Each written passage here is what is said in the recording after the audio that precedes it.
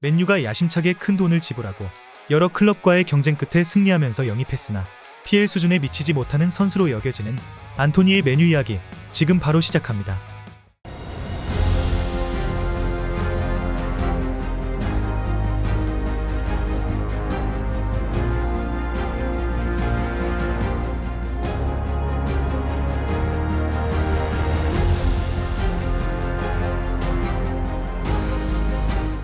바이에른 뮌헨, 맨체스터 시티, 바르셀로나 등 안토니는 20-21 시즌부터 여러 메가 클럽들에게 관심을 받으며 떠오르는 윙어 중 한 명으로 알려져 있었고 21-22 시즌이 종료된 후에 현재 맨유의 감독이자 전 아약스의 감독이었던 테나흐가 영입 1순위로 삼고 있다고 밝혔는데요.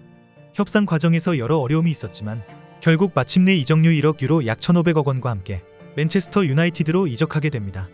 영입 당시의 맨유 팬들의 반응은 상당히 부정적인 편이었는데 1억 유로에 준하거나 이상의 거금을 들인 선수들은 전 시즌에 엄청난 활약을 펼친 월클급 선수이거나 전 세계 모든 빅클럽이 주시하는 초대형 슈퍼 유망주가 대부분인데 안토니가 맨유에 필요한 유형의 왼발 윙어인 것은 사실이지만 지난 시즌 1억 유로를 투자할 만한 기록을 세운 것은 아니었기에 팬들의 반응은 부정적일 수밖에 없었죠. 그렇게 맨유에 합류해 테나흐와 제외한 안토니는 리그 6라운드 아스날전에 선발 명단에 이름을 올렸고 전반 35분에 데뷔전 데뷔골을 기록함과 동시에 올드 트래포드에서의 첫 골을 기록하였는데요. 그러나 선제골 이후 너무 흥분해서 그런지 무리한 슈팅을 난사하는 모습을 보이기 시작했으며 후반전에는 호날두와 교체되어 데뷔전을 마쳤죠. 데뷔전 경기력은 전체적으로 킹미스가 몇 번 있었지만 높은 활동량과 백힐 패스 등 여러 좋은 장면을 보여주면서 맨유 팬들은 안토니의 활약을 기대하게 되었는데요. 리그 9라운드와 10라운드에서 연이어 득점을 기록했고 부상 때문에 몇 차례 경기를 결장하였지만 부상에서 돌아와서 나쁘지 않은 활약을 보여주었지만 안토니는 후반기부터 서서히 무너지기 시작합니다. 결국 시즌이 끝날 때까지 폼은 돌아오지 않았고 잦은 부상으로 인해 기복이 심한 모습이 나타났죠. 결론적으로 가능성을 보여주지 못한 건 아니었지만 냉정히 말해 실패에 가까운 시즌이었는데 리그 수준 차이를 극복하지 못하고 PL로 오는 족족 실패하는 에레디비시 출신이자 에레디비시 내에서도 그저 그랬던 선수를 단지 테나흐가 원한다는 이유 하나만으로 그것도 팔지 않겠다는 뜻으로 1억 유로의 가격표를 붙인 선수를 진짜로 1억 유로를 주고 사오는 패닉 바이를 저지르면서 타팀 팬들의 비웃음과 맨유 팬들의 원성을 산 영입이었는데요. 결과적으로 영입부터 결과까지 여러모로 까일 수밖에 없었고 안토니가 분명 맨유에 필요한 유형의 선수이긴 하지만 어느 정도 그 역할을 해준 시즌이기도 했죠. 하지만 결정적으로 1억 유로라는 이적료가 문제인데 200억이나 300억쯤으로 사왔으면 가격 대비 나쁘진 않았지만 결국 1억 유로라는 패닉 바이를 질렀기 때문에 그에 맞는 활약은 전혀 찾아볼 수가 없었고 맨유 팬들의 기대를 충족시키지 못한 시즌이었습니다. 4라운드 아스날 원정 경기 이후 안토니는 여자친구 폭행 이슈로 인해서 브라질 소집 명단에서 잘리는 일이 발생합니다. 영국 매체와 각종 뉴스에서는 맨유 보드진이 이 사건으로 안토니를 1군에서 제외한다는 가능성도 있으며 시즌이 끝나고 안토니를 매각한다는 이야기가 돌았는데요. 결국 혐의가 해결되기 전까지 복귀를 연기하였고 자신의 무죄를 증명할 수 있는 충분한 증거를 제공하고 나서는 생각보다 빠르게 팀에 복귀하였으나 복귀 이후에도 최악의 경기력을 보여주면서 자신도 그동안 참다 쌓인 것이 많았는지 한 인터뷰에서 줄곧 거의 매년 맨유 선수들을 비판해오고 최근까지 자신을 비판해온 맨유 레전드들에게 정말 악의적인 사람들이라고 규정하며 맨유 레전드들이야말로 팀과 자신에게 전혀 도움이 안 된다는 취지로 말을 남기기도 했죠. 그렇게 시간은 흐르고 있지만 안토니의 폼은 돌아올 생각이 없었고 리그 35라운드 벌리전이 되어서야 23-24 시즌 리그 첫 골을 넣었으며 이후로도 좋은 침투와 반칙 유도 등 나름 좋은 모습을 보여준 경기였습니다. 하지만 벌리전에서는 좋은 활약을 펼쳤다고 할지라도 23-24 시즌은 전반기부터 후반기까지 끝까지 똥을 싸며 결국 맨유를 넘어서 PL 역사상 최악의 영입 중 한 명이 되었죠.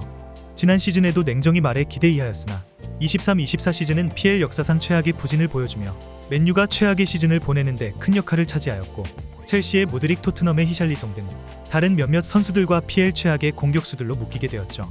시즌 극초반인 사생활 논란이 있기 전까지는 어느 정도 전방에서 날카로운 모습을 보였지만 논란 이후 복귀하고서는 심리적인 영향이 컸는지 매 경기 최악의 폼을 보였는데 특유의 쓸모없는 발재간만 심해지고 한 명도 돌파하기 어려워하는 모습을 보이며 3월까지 리그 공격 포인트가 단 하나도 없는 점은 프리미어리그 공격수 역사에 남을 만한 부진이었죠.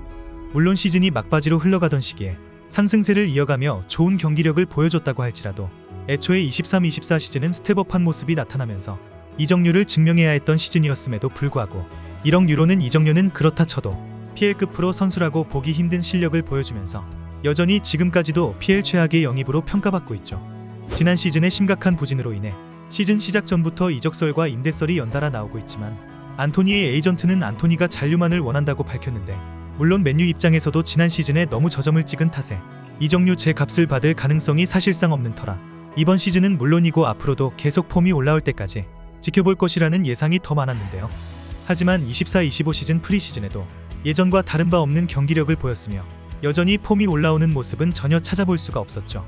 심지어 어린 유망주 디알로의 폼이 올라오면서 팀에서 점점 입지가 좁아들고 있는 상황이지만, 안토니는 테나흐 감독의 장기적 계획에 포함되어 있다고 하기에 최소 내년 1월 이적 시장이 열리기 전까지는 맨유에서 선수 생활을 할 것으로 보이죠. 안토니는 대다수의 브라질리언 윙어들이 그러하듯 화려한 테크닉과 준수한 센스를 바탕으로 전방에서 많은 드리블을 시도하는 유형의 선수입니다. 그의 플레이에서 가장 돋보이는 점은 왼발킥인데, 우측 터치라인에서 공을 받은 후 중앙으로 접고 들어와 시야를 확보한 후에 왼발킥을 통한 기점 또는 득점이 되는 플레이를 시도하며, 왼발킥에서 나오는 가마차는 슈팅과 크로스의 구질은 날카로워서 우측면에서 연계 플레이를 통해 공격을 풀어나가는 플레이도 자주 보여주는 선수죠. 하지만 이 장점이 단점으로 변하고 있는데, 축구 역사상 한쪽 발만 고집하는 선수들은 많이 있었으나 그 많은 선수들도 저리 가라 할 수준일 정도로 극단적인 왼발잡이다운 모습을 보여주고 있는데요. 그렇다 보니 돌파 방향이 한쪽으로 제한되면서 드리블 패턴 또한 읽히기 시작했는데, 이렇게 왼발 편향적인 플레이가 전혀 먹히지 않음에도 끝까지 왼발만 고집하고 매번 막히고 있어 제대로 된 플레이가 아예 나오질 못하고 있죠. 또한 왼발킥의 위력도 프리미어리그로 넘어오면서 위력이 다소 평범해지고 무뎌졌고, 킥을 통한 마무리 상황에서의 판단력도 좋다고 보기 어렵기에 현재 너무나도 아쉬운 플레이를 보여주고 있는 선수죠. 이렇게 안토니의 맨유 스토리에 대해 알아보았는데, 결론적으로 안토니는 단점이 상당히 많으며 종합적인 기량 면에서 큰 장점이 없어 PL 수준에 미치지 못하는 선수로 여겨지고 있는데, 윙어의 가장 큰 무기인 돌파와 킥 모두 애매하다 보니 경기력이 제대로 나오기는커녕 공격 포인트 생산력부터 처참하기 그지없는데요. 결국 퍼거슨 은퇴 이후 10년째 매년 갱신되는 맨유에 거액을 투자했지만 실패작 리스트에 이름을 올릴 또 하나의 선수, 안토니. 여러분들은 안토니 선수에 대해 어떻게 생각하시나요? 댓글로 많은 의견 남겨주시면 감사하겠습니다. 그럼 이번 영상은 여기서 마치며 지금까지 에띵이었습니다.